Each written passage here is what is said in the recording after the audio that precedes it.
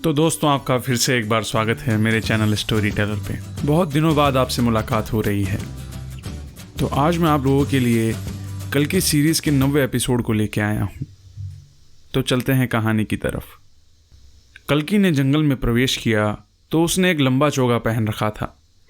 बारिश के पानी की आवाज़ और नारंगी की गंध से अनुमान लगाया जा सकता था कि वह किस अनजान जगह पर था। यह आवाज़ ठंडी और कठोर थी और हवा बुरी तरह से देह को काट रही थी। उसने अलाव के आगे बैठते हुए खुद को गर्म कपड़े से अच्छी तरह लपेट लिया। वहीं लक्ष्मी, अर्जुन और बाला भी मौजूद थे। बाला कल्कि का दोस्त था और वह उन लोगों में से था जिन्हें गदा चलानी आती थी। जब कल्कि बाला से भेंट करने आया तो वह सराय में कुछ पियक्कड़ों को निपटाने में लगा था जो हल्ला मचा रहे थे। कल्कि चाहता था कि बाला म्लेच्छों से निपटने में उसकी मदद करे। वह 6 फुट 9 इंच लंबा था। उसके शरीर का ढांचा अर्जुन और कल्कि को मिलाकर भी भारी पड़ता था। उसका चेहरा घनी झाड़ियों जैसी दाढ़ी से ढका था और आंखें काले मोतियों जैसी थी जिनमें एक अजीब सा ठंडापन पसरा था।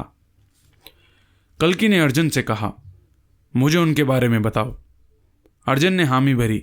काले कपड़ों में छिपे हुए डाकू घोड़ों पर सवार थे। जब उन्होंने लूटपाट की तो उनके चेहरे नकाबों से ढके हुए थे। जो भी सामने आया उनके हाथों मारा गया। मैं सही समय पर बच गया। वैसे भी मैं उनके लिए कोई खतरा नहीं था। उनके पास हथियार थे, पर वे साधारण हथियार नहीं थे जैसे हम आसपास देखते हैं। तलवार तो वैसी ही थी जैसे आमतौर पर होती है, पर वह थोड़ी आगे से मुड़ी हुई लग रही थी। शमशीर, लक्ष्मी ने कहा। शमशीर क्या? बाला ने सिर खुजाया। यह उल्टे हाथ का हथियार है जिसे अक्सर दक्षिणी प्रयोग में लाते हैं। बस एक वार और यह सीधा हड्डियों को चीर देता है। हड्डियां? तुमने कहा। सही बता रहा हूं। मैं एक एक को मजा चखा दूंगा। हमें चतुराई से काम लेना होगा, लक्ष्मी ने आगे कहा। और मूर्ख मत बनो। कल्कि और अर्जुन के बाबा उनके पास हैं। हमें अपना काम तेजी से सावधानी से करना होगा क्योंकि हमारे पास हथियार नहीं है। ओह, बाला ने हुंकार भरी। तेजी और सावधानी तो उसके शब्दकोश में ही नहीं आते। कल्कि ने मन ही मन सोचा, हो सकता है कि वे भोजन की तलाश में निकले लुटेरे हों जो गौवाओं को चुरा ले जाते हैं। कल्कि ने कहा, कबीले वालों को शामिल करने के बाद इनका प्रकोप अधिक हो गया है। हरामी बदजात कहीं के, इन्हें तो कीड़े पड़े और सड़ जाएं। बाला ने उपहास किया। पर उन्हें तुम्हारे बाबा से क्या काम था? लक्ष्मी ने पूछा। उन्हें गौवाओं को चराने और दावत करने के दौरान सारी जिम्मेदारी लेने के लिए किसी की जरूरत रही होगी।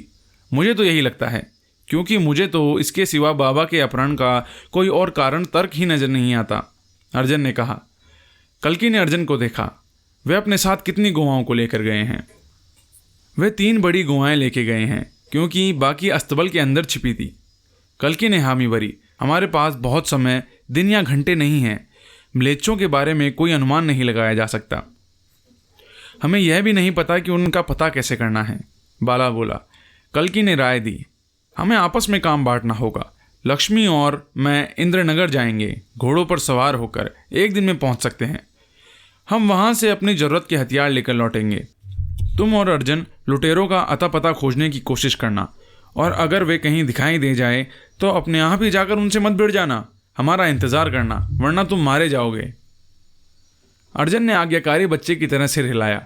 अगर वे मिल गए तो मैं तुम्हें संकेत दूंगा। तुम समझ लेना कि हम उनके आसपास ही हैं। कल्कि ने अपने समझदार भाई की पीठ थपथपाई। हम शहर से हथियार कैसे ला सकते हैं? लक्ष्मी ने पते की बात पूछी। कल्कि ने गला खखारा। तुमने कहा था ना कि तुम्हारी मौसी वहीं है ना? वे सरकारी नौकरी में हैं, तो वे हमें हथियार दिलाने में मदद कर सकती है। तुम कहना चाहते हो कि मैं तुम्हें गैरकानूनी तरीके से सेना के हथियार मिले? अरे नहीं, यह नहीं होने वाला।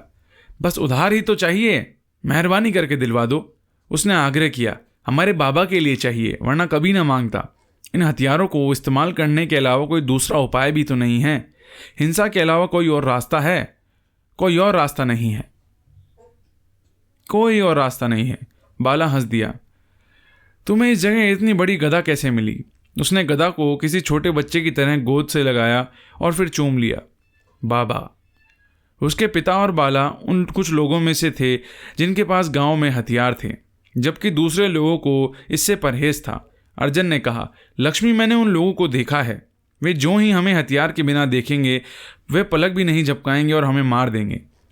उन्हें हमारे आदमियों को मारने में कोई भी देर नहीं लगेगी, और जब तक कि सरपंच तय करेगा इस बारे में क्या करना चाहिए तब तक बहुत देर हो चुकी होगी। हमें यह काम अकेले और फुर्ती से करना होगा। लक्ष्मी ने आह भरते हुए बेमन से हामी भरी और वे लोग आगे चल दिए। तो दोस्तों, इतनी सी थी ये कहानी। मैं बहुत जल्दी अगली कहानी लेकर आऊँगा। कहानी अच्छी लगी तो चैनल को सब्सक्राइब करें, वीडियो को लाइक करें, शेयर करें और कमेंट करके बताएं कि आपको ये कहानी कैसी लगी और आप अगली कहानी सुनना कब पसंद करेंगे। तो मिलते हैं ऐसी किसी अगली कहानी में, तब तक के लिए धन्यवाद।